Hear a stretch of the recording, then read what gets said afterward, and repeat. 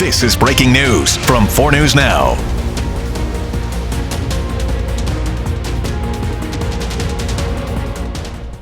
Good afternoon. For 4 News Now, I'm Rob King. We begin the kxly-plus daily rundown with breaking news out of Spokane Valley today, where law enforcement officers surrounded a home on Maxwell Avenue near Mission Avenue. According to neighbors, the standoff lasted several hours, so beginning early this morning in Spokane Valley. It looks like it has peacefully ended with a suspect arrested. 4 News Now's Jordan Smith is on scene as we work to find out more details with which he will have later coming up. But again, it looks like this standoff in Spokane Valley has begun to wrap up as law enforcement begins to clear the scene, and again, a suspect taken into custody, but it looks like it was resolved peacefully after neighbors said the standoff lasted for several hours. Moving right along into looking at what the 4 News Now team is working on today, starting with Bronte Sorotsky. She's going to have a Camp Hope update. WashDOT has been issuing these point-in-time counts where they every week or so, they issue a new update as to how many residents, tents, and RVs and vehicles are still on the site. So as of this latest count, which was issued yesterday, WashDOT says it's now down to 21 residents residing at Camp Hope as they also continue to shrink the fencing. That's down from 27, which was the last count the week of May 8th. And they do continue to shrink that fencing. There's also a second graduation from their pre-employment training program, which is a job skills training program that residents undergo that are staying at Camp Hope, and they're graduating another 7 people today from that program. So Bronte will be out there to find out the latest on Camp Hope.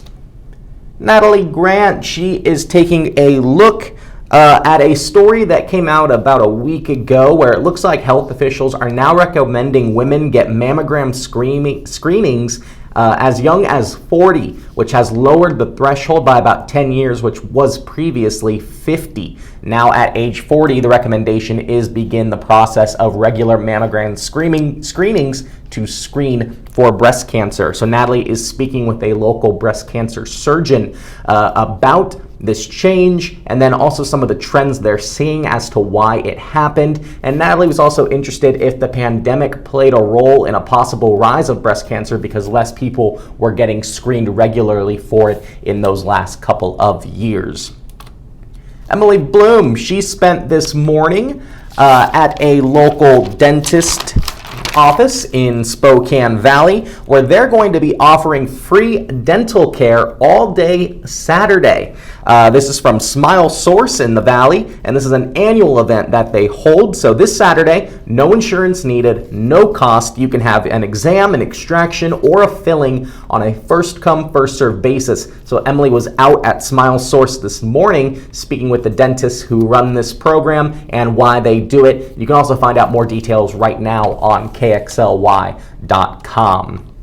In addition, be aware that the Lilac Festival is returning for its 85th year beginning this weekend on Saturday. There's a bunch of events which have been highlighted on our website, kxly.com. There's a brew fest, a car show, a market, all leading up to the Torchlight Armed Forces Parade Saturday night, which is the largest nighttime armed forces parade in the country, and that is taking place again this weekend. The details, the times, and locations of all the events for the festival can be found at kxly.com.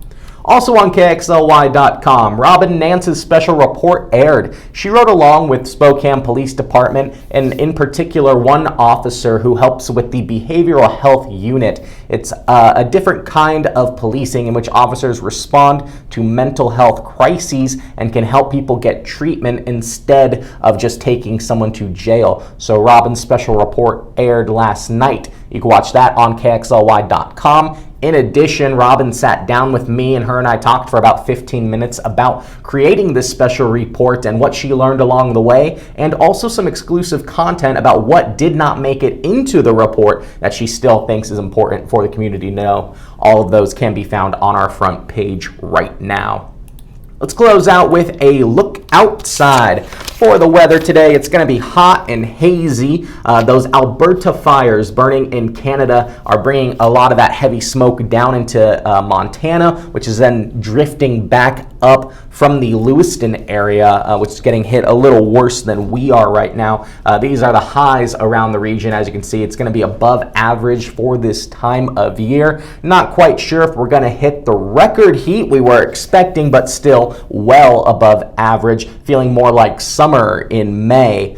Spokane, you can see the high is 87, 94 in Lewiston, as well into the 90s in the Tri-Cities area. Let's take a look of what we're expecting some of that haze right now. As you can see, it's coming down from the north, really impacting parts of Montana and then kind of looping back up and around, putting us in the moderate range here in Spokane and Coeur d'Alene. So if you are sensitive to the air, try to stay indoors as much as you can and be sure to hydrate as we look forward to the rest of the weekend. It is going to be hot, staying well above average. We could touch in Spokane 90 for the first time this year. And then hopefully Sunday night, it begins a little bit of a cool off. We could get some rain and then should be nice in next week as we look back into the 70s.